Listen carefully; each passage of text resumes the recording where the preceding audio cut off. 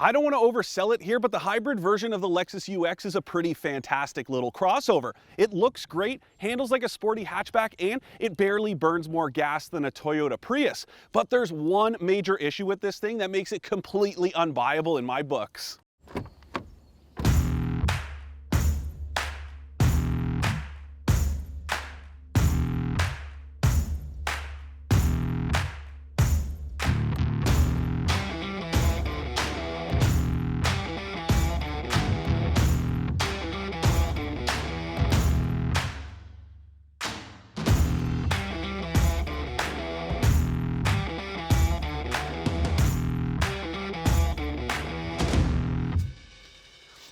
I'm not going to dangle the carrot and make you wait until the end of the video to find out exactly what it is that I hate so much about this Lexus. Here it is right here. It's this trackpad on the center console that you have to use if you want to work the infotainment system, and it is by far the worst I have ever had the displeasure of using. Now, Lexus isn't the first brand to try and reinvent the wheel when it comes to interacting with its infotainment system, and the UX isn't the first vehicle in its lineup to try something different, but that doesn't make it any better. And I can't for the life of me figure out why Lexus thinks this is more intuitive than just sticking a touchscreen on the dash and calling it a day. Apparently it's to give interior designers a little bit more flexibility when it comes to laying out the cabin, but that to me goes against all principles of interior design when it comes to cars, because it should be about function over form always. It should be about minimizing distractions, and this does the complete opposite. Remember the touchpad on your old IBM ThinkPad? Well, make it twitchier and you'll start to get an idea of just how frustrating this is to use. Then you add pinch to zoom and swipe functions that are supposed to mirror a smartphone, and you'll really see why this is so aggravating. Add in the fact that it's about the size of a Post-it note, and you'll really see why this is so stupid. Now, there is a cool gimmick that you can spell out letters on here with your finger instead of using a keyboard on the screen, which is kind of cool, but one downside is that doesn't work with Apple CarPlay and Android Auto. So if you're a die-hard Google Maps user like I am, well, you have to use this trackpad to go through the keyboard and hit individual letters on their own. And the same goes for that pinch to zoom function. It doesn't work on Google Maps, which is very frustrating. But even just the base infotainment system itself can be very difficult to use. And I can hear some of you out there now saying, hey, give it some time and you'll get used to it. But no, it's the complete opposite. And the more time I spend with this thing, the more frustrating I find it. Honestly, it's such a deal breaker, and I could not recommend the UX to anyone just based on this alone. It's definitely difficult to use, and it's way more difficult than it is just to hit that subscribe button below. It's such a shame that this infotainment system is holding the UX back, because I really like what Lexus has got going on here. Otherwise, let's start with the styling. I think the brand's design language really works on these tiny dimensions. All the creases and body lines you get really help to make it stand out, and the same goes with that spindle grille and these wheel arch moldings. They just make it look a little bit more rugged and like a crossover instead of a hatchback. And this green color that's exclusive to the UX Hybrid, well, that is just icing on the cake, and I absolutely love it.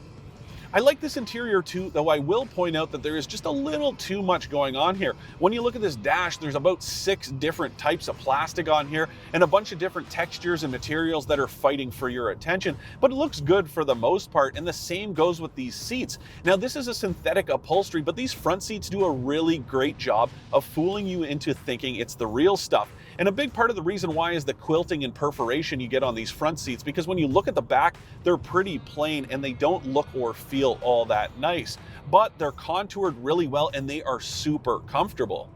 I wouldn't imagine anyone's buying a UX to shuttle around a family of 4, but it might just surprise you how much passenger space there is behind these front seats. I can even sit behind myself with the driver's seat in my normal seating position, and in both rows of seats, there's more than enough headroom for me to sit up straight. The way they've packaged this passenger area is really impressive. Not so much with the cargo room, and of course, a big reason why is that this is a hybrid.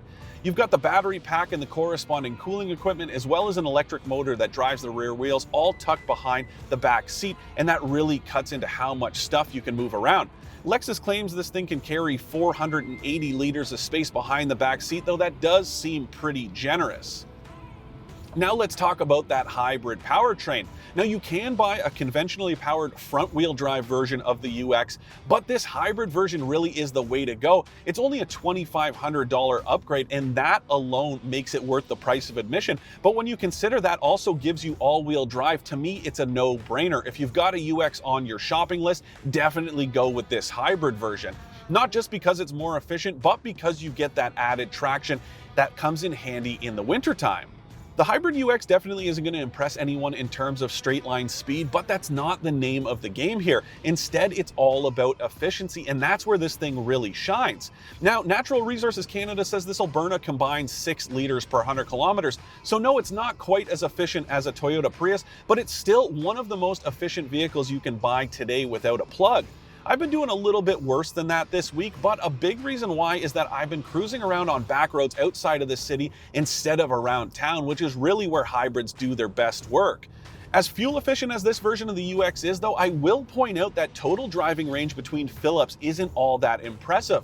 And a big reason why is it's only got a 40-liter gas tank, so you're probably only going to travel about 500 kilometers between stops at the gas station, which isn't all that impressive.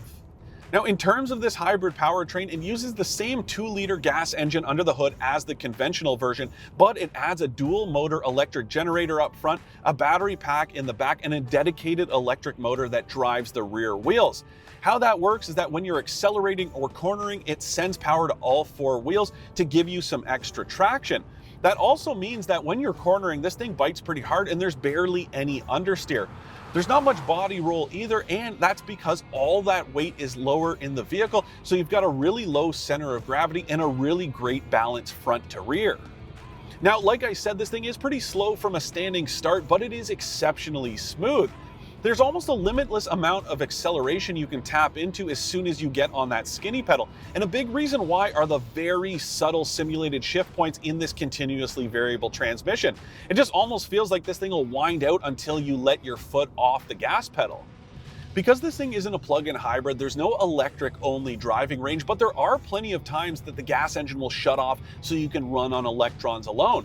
And the nice thing is, when that gas engine kicks back on, it's not all that noisy. And it's only when you get your foot really deep into the throttle pedal that you can hear it. Now, some of the times that it'll run on electricity alone include when you are very gentle with that throttle pedal off a dead stop, or when you're coasting out on the highway, and that'll work at speeds up to 115 kilometers an hour. The regen braking isn't all that firm, and I would like just a little bit more grab because, again, that's only when you get really deep into the pedal that you feel it working.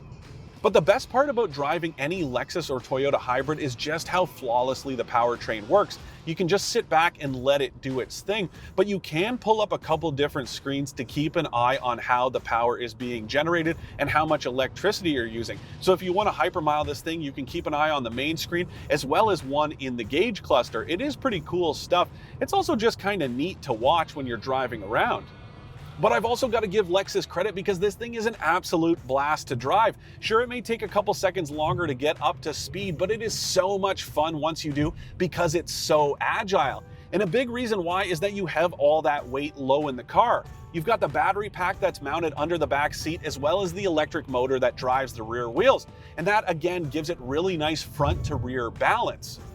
Like I said earlier, there's not a whole lot of understeer or body roll in this thing. And I know it sounds weird to be complimenting a hybrid like this for how nimble it is, but it's seriously a riot to cruise around in.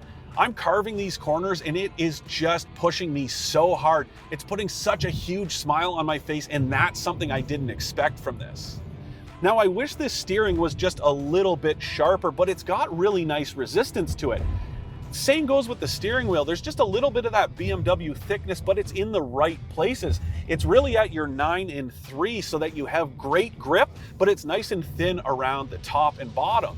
If you pick either F-Sport package, you get paddle shifters too, which just add to the driver engagement. Now, I don't have those since I've got the luxury pack, but it's still fun to toss around. And the good news is, if that's not really your thing, this thing cruises around like a proper luxury vehicle. It's incredibly comfortable and the damping is spot on.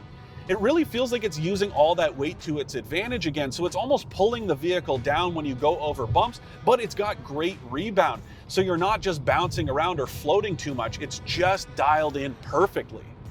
It's also really quiet in here, and I don't just mean because of that gas engine that you don't hear turning on and off. There's just a great amount of sound deadening, and it makes for a very serene upscale cabin, and it's impressive considering this is Lexus's most inexpensive model. So now let's get back to pricing. Like I said earlier, this thing is cheap enough that it renders the gas-only version completely obsolete. The UX 250H, it starts at 40 grand flat in Canada, and that makes it very competitively priced compared to other premium compact crossovers like this. And you get all kinds of good stuff for the price: blind spot monitoring, adaptive cruise control, lane keep assist, automatic emergency braking. It's all here from the base model. There's also heated and ventilated front seats, a great dual zone automatic climate control that blows ice cold AC, and a heated steering wheel. Now the one I've got has that luxury package, and it's a $5,300 upgrade, and it adds things like a head-up display, a bigger infotainment screen, and a wireless phone charger. Out the door, this thing's 47 grand before tax, which is a lot of money, but at the same time, that's pretty competitively priced with some competitors. And then when you take into account that this is the only hybrid like it, well, it's even more impressive. If only it weren't for that terrible infotainment controller. To recap, I love the playful character, impressive efficiency, and the styling of the Lexus UX 250H. But the trunk is tiny, the shift points in the CVT are too subtle, and I absolutely hate this touchpad infotainment control. At the end of the day, I think it's the duality I like most about this Lexus UX hybrid. Yeah, it's a little tiny inside, but it's still usable, and it's sporty and luxurious without sacrificing efficiency. But that trackpad for the infotainment system is downright dreadful, and all the good stuff you get with this hybrid isn't enough to make that thing worth putting up with.